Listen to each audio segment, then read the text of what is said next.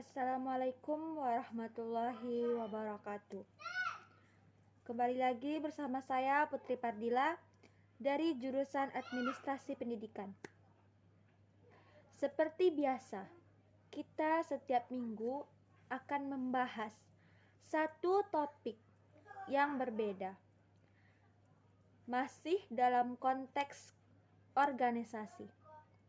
Melihat bagaimana persoalan komunikasi yang terjadi ada kaitannya dengan lembaga secara keseluruhan pada kondisi pekerjaan yang secara langsung memberikan dampak pada persoalan kinerja di sebuah lembaga ataupun perusahaan. Dan untuk kali ini kita akan melihat bagaimana persepsi Anda, persepsi saudara, atau pemanfaatan sebuah lembaga terhadap komunikasi yang disebut sebagai komunikasi publik. Sekarang, yang menjadi pertanyaannya, komunikasi publik itu apa? Apa yang membedakan komunikasi publik ini dengan komunikasi lain, seperti komunikasi kelompok kecil, komunikasi interpersonal? Dengan komunikasi ini yang kita bahas pada pertemuan kali ini. Dari segi konsep, komunikasi ini pada prinsipnya sama. Proses pertukaran informasi, proses penyampaian message dari satu orang dari satu sumber kepada orang lain atau kepada lawan bicara atau kepada pihak yang kita sebut sebagai komunikan. Nah, untuk komunikasi publik, pertukaran pesan yang dimaksud adalah dengan sejumlah orang, sejumlah komunikasi yang kadang-kadang batasannya agak sulit.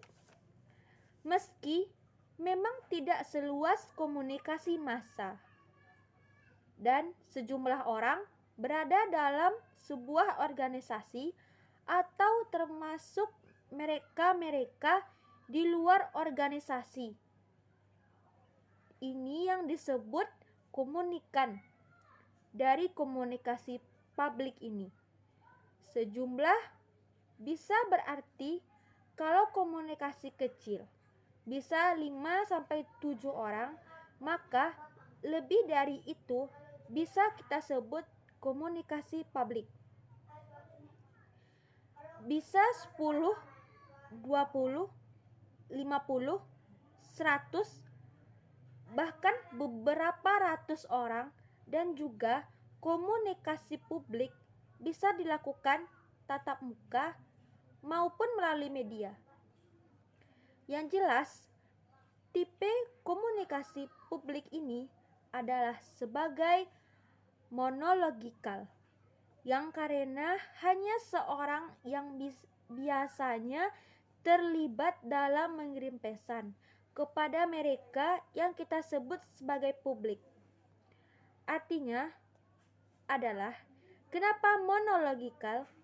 Karena si sumber yang kita sebut sebagai komunikator adalah satu pihak atau satu orang, biasanya yang terlibat sebagai komunikator, yang akan menyampaikan pesan kepada si komunikan yang kita sebut sebagai publik tadi. Misal, kelompok kecil. Komunikasi publik biasanya berorientasi pada si sumber, pada si komunikator, sedangkan pada komunikasi interpersonal atau termasuk kelompok kecil itu terdapat hubungan timbal balik. Artinya selevel atau sama. Jadi antara si pembicara dengan si penerima, kedua komunikasi dua arahnya seimbang. Antara komunikasi publik ini, si pembicara cenderung menguasai, mengkombinasi hubungan, dan pada komunikasi publik mereka yang terlibat sejumlah besar orang, sedangkan komunikasi interpersonal itu hanya 2 orang atau 3 orang. Sementara komunikasi yang kita sebut kelompok kecil tadi tidak lebih dari 5 sampai 7 orang sebagai penerima. Jadi, apa yang membedakan yang lain antara komunikasi publik dan interpersonal ataupun kelompok kecil? Selain dari yang tadi, yang sangat jelas membedakan kedua hal ini adalah kepada komunikasi publik memang sangat kurang. Kita melihat adanya interaksi secara langsung antara si komunikator dengan si komunikan berbicara dengan si penerima pesan. Hal ini menjadikan kurangnya interaksi secara langsung antara kedua belah pihak, sehingga seakan-akan pendengar lebih hanya berfungsi sebagai penerima saja, atau memang karena akan sulit melakukan interaksi secara langsung antara satu orang dengan sejumlah orang di depan, kita semakin banyak jumlahnya, maka orientasi ini terjadinya feedback secara langsung di antara kedua belah pihak semakin kecil. Yang keempat, bahasa. Bahasa yang digunakan dalam komunikasi publik jauh lebih umum dibandingkan dengan komunikasi interpersonal. Karena kita bersentuhan dengan 1 dan 2 orang, maka kita dituntut untuk mengenali lawan bicara lebih jauh, termasuk komunikasi dengan kelompok kecil. Tetapi komunikasi publik yang terindikasi dengan sejumlah atau sebanyak orang yang kita sulit sekali memprediksi mereka atau mengenali mereka satu persatu, maka kita ambil garis tengah untuk menggunakan bahasa-bahasa istilah yang jauh lebih umum, yang memungkinkan untuk dipahami dan dimengerti secara umum oleh banyak orang. Paling tidak, inilah gambaran yang membedakan antara komunikasi publik dan komunikasi lain, termasuk komunikasi interpersonal dan komunikasi kelompok kecil. Nah, setelah ini kita akan melihat bagaimana tujuan penggunaan komunikasi publik ini. Pasti ada maksud kenapa seseorang, sebuah lembaga, sebuah perusahaan, sebuah organisasi memanfaatkan komunikasi publik ini dalam proses penyampaian informasi untuk menyampaikan message atau pesan dari lembaga tersebut kepada sejumlah orang yang dimaksudkan itu adalah klien, konsumen, target, atau market perusahaan kita. Sekarang kita lihat apa sebenarnya tujuan sebuah lembaga atau sebuah organisasi memilih untuk melakukan komunikasi publik dibandingkan komunikasi yang lain. Yang jelas gini, secara umum, komunikasi publik utamanya dilakukan oleh sebagian besar lembaga oleh perusahaan adalah dalam rangka memberikan informasi kepada sejumlah besar masyarakat, sejumlah besar orang, maka kita sebut sebagai publik. Mengenai apa? Mengenai organisasi, misalnya mengenai aktivitas-aktivitas lembaga, aktivitas-aktivitas perusahaan, termasuk produk dan hasil produksi dari organisasi. Diketahui serentak oleh banyak orang sekaligus dalam satu waktu atau dalam sekali waktu. Jadi akan menghemat energi, menghemat waktu, barangkali juga menghemat biaya. Selain itu, komunikasi publik sebenarnya juga memiliki tujuan untuk menjalin hubungan antara organisasi dengan masyarakat atau dengan mereka-mereka yang ada di luar organisasi. Dan komunikasi publik juga sebenarnya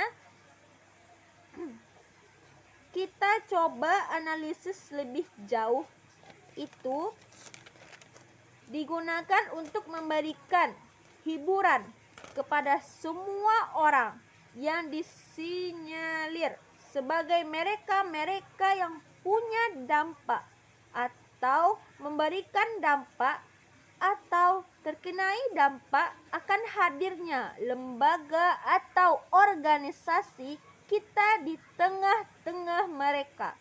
Dan tujuan itu sebenarnya satu sama lain berhubungan dan sudah sulit untuk dipisahkan. Di samping adanya tujuan umum, juga terdapat tujuan khusus yang perlu sebenarnya ditetapkan oleh suatu lembaga atau perusahaan, dan tentu saja lembaga itu sendiri yang paling paham apa tujuan secara khusus sehingga dipilihnya atau dilaksanakan komunikasi publik. Ketika ingin membeberkan, ingin menyampaikan sebuah informasi kepada masyarakat dan tujuan-tujuan khusus ini dinyatakan dalam bentuk pertanyaan dalam kalimat yang lengkap, apakah ini akan dimanfaatkan untuk komunikasi tertulis ataupun komunikasi secara langsung.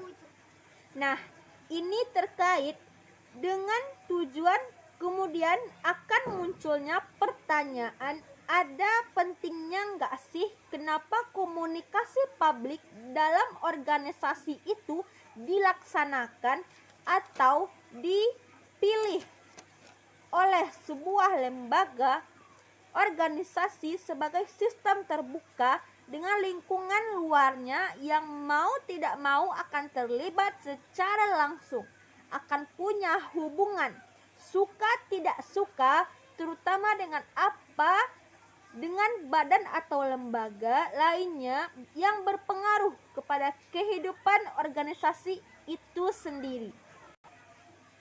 Mau tidak mau, hubungan ini harus dibina, diorganisir secara baik. Nah, sekarang bagaikan organisasi, lembaga atau perusahaan terasa penting untuk mengadakan bagian hubungan masyarakat dalam organisasi untuk menangani berbagai macam kasus, berbagai macam persoalan terkait dengan masalah-masalah yang berhubungan dengan apa? Dengan promosikah? Promosi lembaga perusahaan atau produk yang mereka hasilkan terkait dengan penyiaran pers, kajian-kajian khusus berbagai macam pertukaran. Maka salah satu dari tujuan komunikasi publik tadi adalah persoalan yang berikan hiburan, dan termasuk persoalan yang kita anggap terlalu sepele. Misalnya persoalan Pak Dharma Wisata. Ini penting. Nah, kebanyakan organisasi sudah menyadari persoalan ini penting, yang komunikasi publik dan telah memiliki berbagai macam program yang seharusnya sudah direncanakan dan didesain sedemikian rupa sejak dari awal. Nah, hal ini dapat kita lakukan, dapat kita lihat dengan banyaknya sekarang kita jumpai di berbagai media yang digunakan untuk hal-hal oleh lembaga dalam rangka proses komunikasi publiknya, seperti brosur, misalnya majalah, surat-surat edaran, poster, dan lain sebagainya. Nah, coba kita kenali bagaimana langkah-langkah seharusnya Anda lakukan sebagai persoalan seandainya nanti ini Anda ada dalam sebuah lembaga. Anda sebagai mengambil kebijakan, pengambil sebuah keputusan untuk memutuskan bahwa komunikasi publik yang dipilih untuk menjadi alat penyampaian informasi ataupun terkait dengan equal perusahaan atau lembaga kepada kebanyakan publik yang banyak menjadi klien Anda. Secara umum, yang namanya komunikasi publik karena dia lebih kecil sekali bentuk interaksinya, sehingga hampir sebagian besar bentuk-bentuk komunikasi publik ini adalah presentasi. Langkah-langkah yang harus dilakukan secara garis besar dalam mempersiapkan presentasi komunikasi publik berdasarkan analisis pendengar. Yang pertama, si pembicara yang menjadi sumber atau komunikator di sebuah lembaga atau perusahaan. Si pembicara ini sudah harus menentukan dengan seksama siapa yang menjadi pendengarnya atau siapa yang akan menjadi publik penerima pesan yang akan disampaikan tadi. Si pembicara harus menjawab pertanyaan ini sebelum dia mengumpulkan berbagai macam data atau mempersiapkan presentasi untuk materi yang akan disampaikan. Si pembicara hendaknya dapat mempelajari bagai macam cara, berapa besarnya pendengar atau bagaimana latar belakang mereka, termasuk latar belakang demografis dan psikologis mereka. Setelah itu baru memilih topik. Nah, untuk mengetahui informasi yang lebih banyak mengenai pendengar, mungkin si pembicara atau si sumber ini bisa melakukan interview awal dengan beberapa orang yang kira-kira mengetahui, yang kira-kira mengenai tentang keadaan pendengar, atau mungkin membaca mengenai perspektif dari pendengar, calon dari publik yang akan kita temui sebagai komunikannya kita. Kemudian yang kedua, apa si pembicara atau si komunikator yang dipilih ini haruslah punya data sehingga dia mengumpulkan sebaik mungkin data tentang si pendengarnya, data tentang si publik. Nah, setelah itu dia harus belajar tentang sikap dan karakteristik mereka, sehingga apa mereka adalah orang-orang yang diprediksi, dikenali, sehingga si pembicara seakan-akan menjadi bagian dari si pendengar ini. Kan kata orang, tidak kenal maka tak sayang maka tak cinta. Dengan mengenali si pendengar, dengan mengenal karakter mereka, kita masuk dengan strategi-strategi yang mungkin cocok dengan mereka. Kemudian yang ketiga, si pembicara ini punya tulisan atau justru menulis pesan terkait dengan posisi-posisinya yang akan menjelaskan bagaimana reaksi pendengar menurut pikirannya. Analisis tertulis bagi permulaan ini penting. Kalau memang sudah punya pengalaman banyak, ya it's okay. Memang sudah tapi paling tidak ketika memulai ini kita perlu analisis tertulis sehingga kita tahu pada perspektif ini kita harus melakukan apa ketika kondisi ini terjadi. Kemudian kita akan masuk dengan cara apa. Selain itu, langkah-langkah yang harus dipersiapkan adalah berdasarkan informasi pada apa yang kita tuliskan itu dari sumber-sumber yang kita peroleh. Hendaknya kita tahu membuat garis-garis atau poin-poin dari inti dari konten yang akan kita perbincangkan. Poin 1 akan bicara apa di jam segini. Akan bicara apa? Karena semua orientasi itu ada pada kita si pembicara. Waktu akan lebih banyak ada di kita. Karena memang tingkat reaksi TikTok dalam komunikasi tidak akan terjadi, lebih banyak orientasi pada kita sebagai sumber utama. Jadi, simpulannya, langkah-langkah apa yang harus kita lakukan sebelum komunikasi publik yang akan kita laksanakan sebelum itu dalam proses eksekusinya.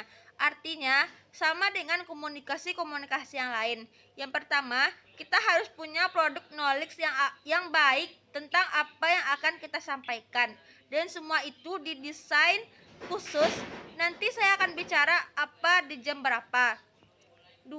Mengenai dengan cukup baik siapa yang akan menjadi target yang menjadi publik sehingga apa karakteristik mereka bisa kita dalamin, mereka bisa kita pahamin sehingga komunikasi yang tadi kita bisa masuk dalam konteks visual berdasarkan siapa yang menjadi target dari pendengar. Jadi, secara umum komunikasi itu sama saja. Supaya bisa efektif, kita harus masuk di area calon pembicara kita, calon pendengar kita. Semakin kita kenal dengan mereka, semakin kita tahu kita masuk dengan strategi atau cara komunikasi yang bagaimana. Sama saja misalnya berbicara dengan anak kecil gimana, dengan orang lebih muda bagaimana, dengan orang yang lebih tua bagaimana. Berbicara dengan konsekuensi tertentu, kemampuan dengan keterbatasan tertentu. Ada sesuatu, ada strategi yang mesti kita desain, yang mesti kita robah. Penyampaian komunikasi publik ada masalah, ada yang mesti kita pikirkan, di mana persiapan presentasi yang baik itu hendaklah diikuti dengan penyampaian yang baik pula. Sehingga memungkinkan komunikasi itu menjadi efektif pula. Dan ini yang sering dilupakan oleh banyak orang. Dan kualitas penyampaian presentasi dalam proses penyampaian itu, apakah secara lisan atau tertulis, ditentukan oleh pesan yang sengaja dimasukkan oleh pesan yang tidak disengaja. Jadi, balik pada kondisi umum, komunikasi sangat ditentukan oleh siapa komunikatornya. Kalau komunikasinya orang yang sudah terbiasa, tahu persis dengan siapa dia berhadapan, message yang akan dia sampaikan, dan bagaimana cara menyampaikan, waktunya, tempatnya, semua masuk dalam literasi berpikir. Untuk kemudian dia melakukan strategi khusus. Ada beberapa hal yang harus diperhatikan, yang harus dipersiapkan, bahkan yang harus dilakukan oleh si pembicara dalam konteks publik. Yang pertama, kontak mata. Ini secara umum digunakan oleh semua komunikasi.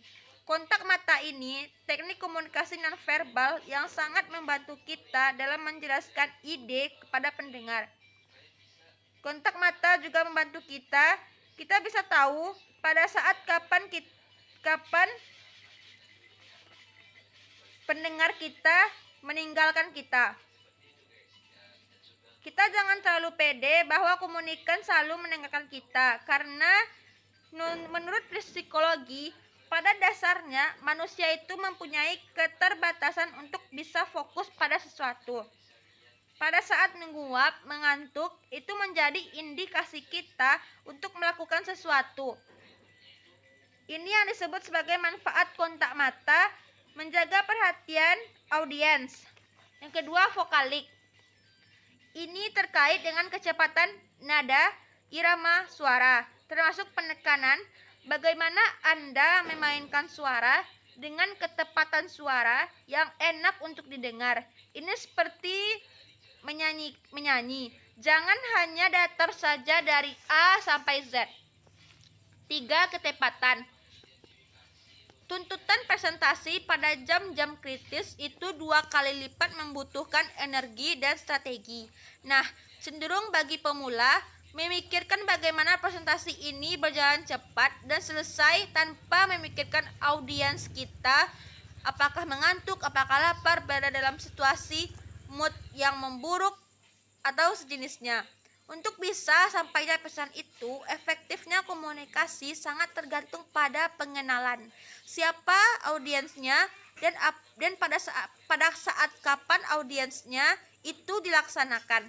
Semuanya memberikan pengaruh terhadap efektifnya sebuah komunikasi. Yang keempat, perencanaan. Kunci strategi yang baik dalam komunikasi adalah desain rencana komunikasi ini secara tepat dan detail. Karena itu sebelum menyampaikan presentasi kita, Anda seharusnya membuat perencanaan yang matang.